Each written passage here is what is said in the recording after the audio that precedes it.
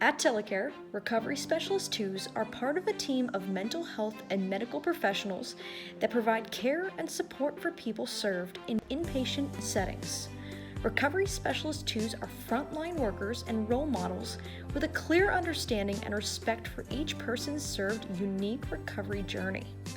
Their daily job duties may include taking vitals, charting and observing member behavior, serving meals, assisting with hygienic care, admitting and discharging members, and providing safe and effective care in accordance with Telecare's policies and procedures. This is the person that folks are going to be spending the majority of their time with, day in and day out. Recovery specialist is that person that is there with you 8 hours a day.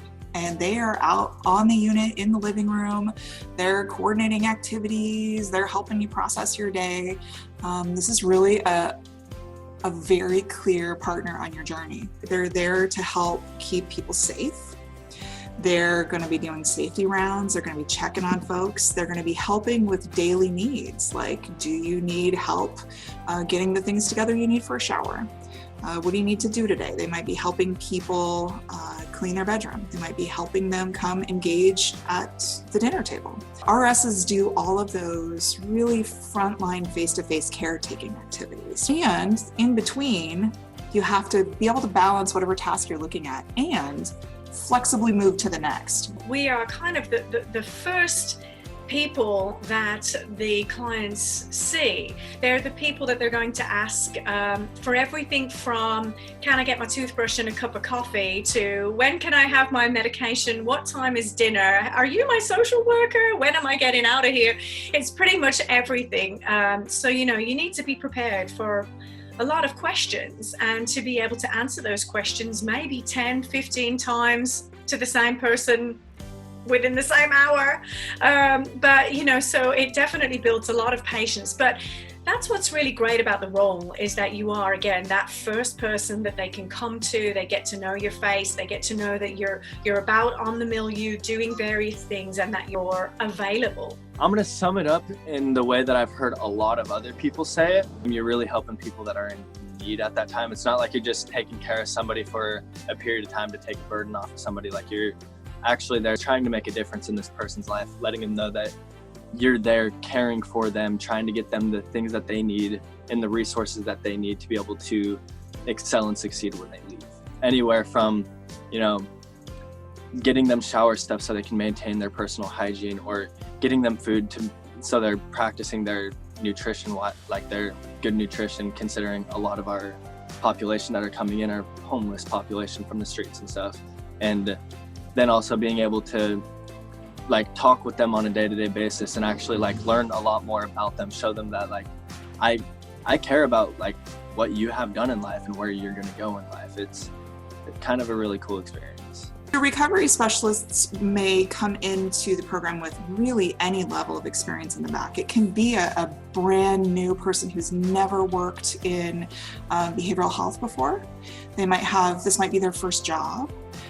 People that love to talk and love to listen, right? You love to hear people's stories. If you're the kind of person that could sit on the porch with lemonade for 5 hours and listen to your Aunt Gertrude talk and love it, you will love this. People who enjoy other people, no matter who they are or where they're at, right?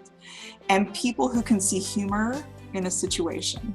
If you're really shy, if you're really, again, skittish of really loud noises or fast movement, this would not be a position for you. We spend a lot of the time, trying to bring things back to baseline and make sure everybody's calm and feeling great. If you're really interested in how people recover incrementally, this is really fascinating, because you see folks really, this is for some of them the bottom. They are just so very, very overwhelmed by their symptoms. And you get to see pretty quick and pretty amazing recovery, because you're with them really for those first 14 to 21 days. That's kind of the length of stay. And they're going to have a ton of work to do potentially in their recovery journey. Acute Programs is where we see the use of recovery specialists, taking in folks who've been seen usually in the emergency room. They've been identified as needing help, generally involuntary help, and they are being sent over for us to help them feel like themselves again, which often means a really scheduled regimen of self-care, of medications, of trying to figure out what's next and wraparound supports for them. Patience, absolutely patience. You may very legitimately tell somebody the same thing 25 times, and each time you say it, it has to be a clean slate. You need to have the ability to walk away, and you need to have the ability to know that at any moment another team member might step in and be like, Holly, breathe. You need to be okay with taking that feedback. The ability to listen really deeply, even if the person in front of you is someone that you're having difficulty finding compassion for. The ability to hear language and look underneath the language for what the message is.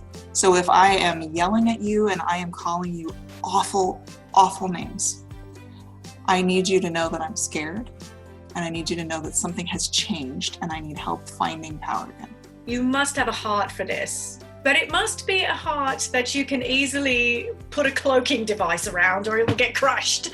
So you've got to have heart for this, and you also need to be able to put up a mental psychic shield, not to get too hokey, but when the bad juju is coming your way, you need to be ready to put up some positive walls so that you can stay grounded and stay focused and stay positive and rise above it. Definitely need to be open-minded. You definitely need to be. And you also, the biggest thing that I learned, especially with our clients, is they're all human. You know, respect goes a long way. This isn't for everybody, that's for sure. And so if you're looking for something that is a reliable and predictable routine, this would not be it. So we do try to stick to a schedule. It's not always possible, but it's the stuff in between. It's the jam in the sandwich that varies.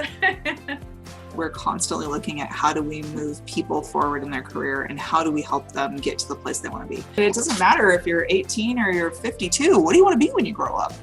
And those are things that we can aim for. We have tons of training, so much training that you can get that people are paying for on the outside and you're getting it for free. So do it, learn it. We really, truly do believe that everyone has the right to be seen and to be safe and to never be harassed. Those are huge things. And those are big pieces in our world right now and in our culture. We expect you to be a really good citizen.